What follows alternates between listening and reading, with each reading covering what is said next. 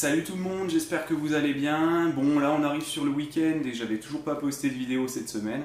Mais comme on dit, mieux vaut tard que jamais. Et aujourd'hui, on va devoir s'accrocher parce qu'on va décortiquer ensemble un plan de Martin Miller. Alors Martin Miller, pour ceux qui ne le connaissent pas, c'est un guitariste allemand qui s'est fait beaucoup connaître par le biais de YouTube. Super guitariste, virtuose, excellent dans beaucoup de styles. Et en plus de ça, il semblerait très bon pédagogue. Donc moi, je vous encourage vraiment à aller apprécier son travail sur YouTube dès que vous avez une minute.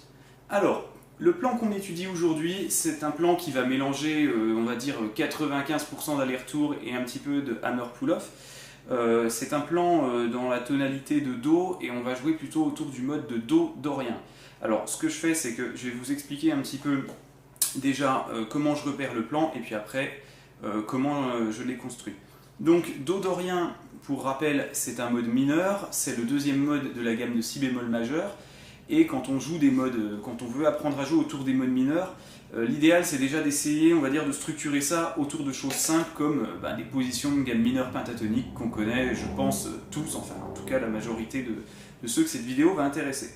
Donc en fait c'est tout simple, hein. Le repérage de ce plan va se passer essentiellement autour de la position 1 de la gamme pentatonique en Do mineur. Donc je la rappelle brièvement. Case 8, case 11 sur la corde de mi grave, ensuite 8, 10 sur la corde de La, 8, 10 corde de Ré, 8, 10 corde de Sol, 8, 11 corde de Si, 8, 11 corde de Mi aigu.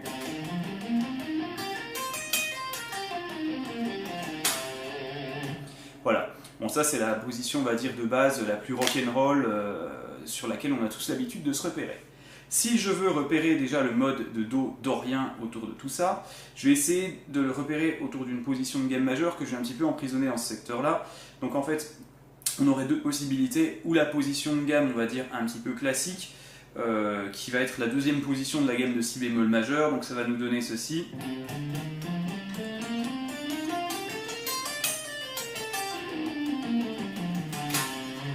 Donc, alors, on se décortique ça. 10, 8, 10, 11 sur la corde de Mi, ensuite 8, 10 corde de La, 7, 8, 10 corde de Ré, 7, 8, 10 corde de Sol, ensuite on va avoir 8, 10, 11 sur la corde de Si, 8, 10, 11 corde de Si. Voilà. Et ce qu'on peut aussi éventuellement repérer, c'est la position numéro 1 de Si bémol majeur, mais plutôt la position 3 notes par corde, qui va se situer un petit peu plus haut.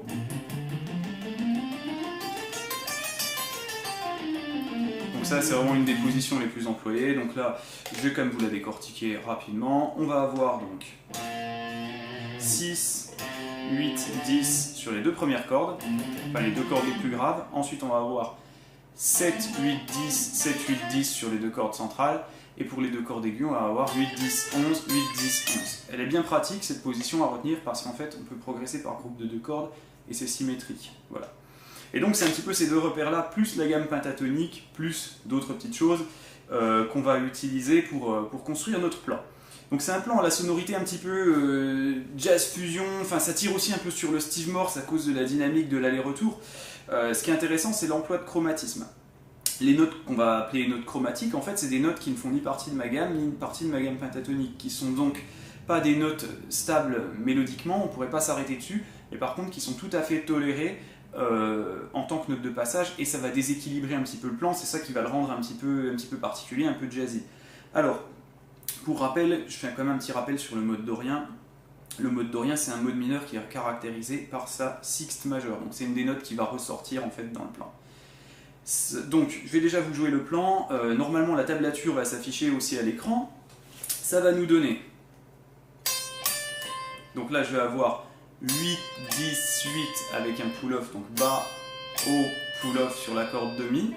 Je récupère la corde suivante vers le haut et je vais faire 11, 8, 9, 10. Donc là, ce qui se fait passer, c'est que j'ai créé un petit cheminement mélodique avec des chromatismes de façon à aller chercher en fait la sixte majeure, qui se trouve être pour le coup un La, la sixte majeure de Do. Et ensuite, je vais revenir en arrière sur mon chromatisme qui me permet en fait de revenir en fait sur la quinte d'un do mineur.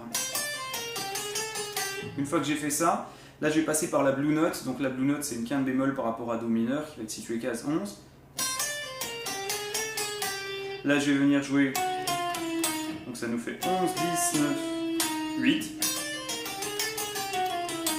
Là je vais passer plutôt pentatonique case 10 sur la corde de Ré, case 10 avec un petit cassement du doigt sur la corde de Sol, ensuite recase 10 corde de Ré, et maintenant case 8 sur la corde de Sol. Voilà. Une fois qu'on a fait ça, je reviens une dernière fois jouer donc en fait la case 10 de la corde de Ré, et là je vais jouer coup vers le bas sur la case 7 corde de Sol, coup vers le haut sur la case 8 corde de Sol, pull off.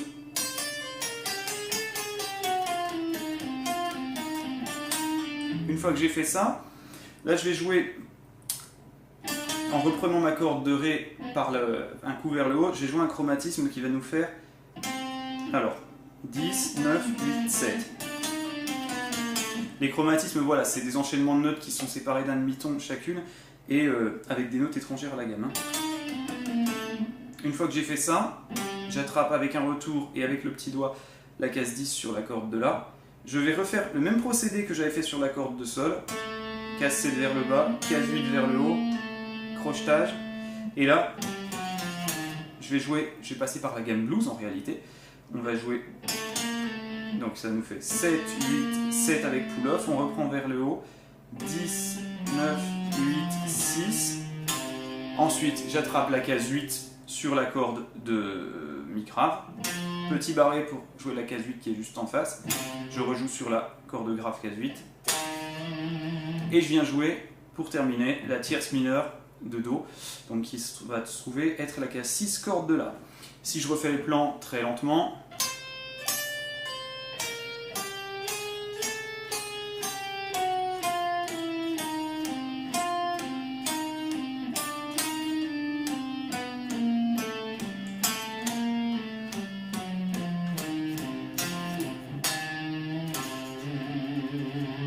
voilà. Donc maintenant je vous explique rapidement comment on construit ce genre de plan. Ce genre de plan un petit peu, on va dire, jazz fusion, là on l'a construit sur un débit de double croche, donc les doubles croches c'est 4 notes égales par temps. Le principe qu'on va essayer de respecter, c'est que sur chaque première note d'une série de 4 doubles croches, donc sur chaque note qui va tomber sur la pulsation, on va essayer de faire en sorte d'avoir une note qui soit mélodiquement acceptée par l'accord, c'est-à-dire ou une note de la gamme pentatonique, ou bien une note qui fera faire partie des positions de mode que je vous ai montrées précédemment. Sur ce qui se passe au milieu, vous faites un petit peu ce que vous voulez au niveau des chromatismes. L'essentiel, c'est d'aller résoudre à la fin du plan sur une note qui fonctionne avec l'accord sur lequel vous allez résoudre. Donc là, ici, j'ai résolu sur la tierce majeure d'un Do mineur ou Do mineur 7, si je pense un peu l'extension. Et après, là, ce qui fait un peu fonctionner le plan musicalement, c'est le débit, qui est stable, et le côté un petit peu punchy au médiator. Donc quand vous déchiffrez ça, au début, il va falloir travailler lentement, et par contre,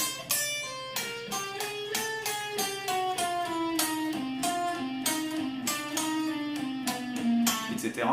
On essaie de travailler bien punchy à la main droite, quoi, voilà, parce que si on joue tout mou, ce genre de truc, ça n'a vraiment aucune efficacité. C'est la même chose si le débit est flottant. Donc travaillez ça au métronome, déjà lentement, pour vraiment bien, on va dire, acquérir tout le mécanisme technique, en essayant de travailler bien pointe de doigt, de pas trop lever les doigts, de chercher vraiment à bien étouffer les cordes. Et puis par la suite, quand vous cherchez à accélérer, accélérez par petits groupes de notes. En fait, n'essayez pas d'accélérer tout le plan d'un coup, parce que ça ne marchera pas. Il vaut mieux restreindre la zone de travail à, je sais pas, 3-4 notes, où moi je travaille de temps en temps, c'est-à-dire que je vais d'une pulsation à une autre, et j'essaie de gagner un maximum d'explosivité sur un ou deux temps, et ensuite je vais rajouter la portion suivante, quoi.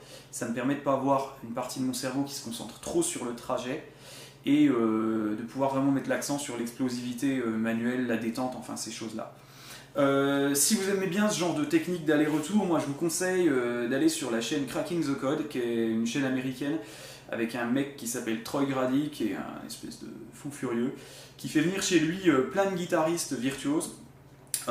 et qui les confronte à une caméra qui ensuite calcule des algorithmes, enfin des trucs super bizarres, mais voilà, qui va vous montrer point par point les détails des gestes, les angles de Mediator, ces choses-là. On peut apprendre beaucoup de choses sur la technique main droite en allant voir cette chaîne-là, et notamment on a une vidéo d'1 quart d'heure accessible, il me semble en libre service, avec Martin Miller qui se fait filmer, dont la technique est un petit peu analysée. Voilà.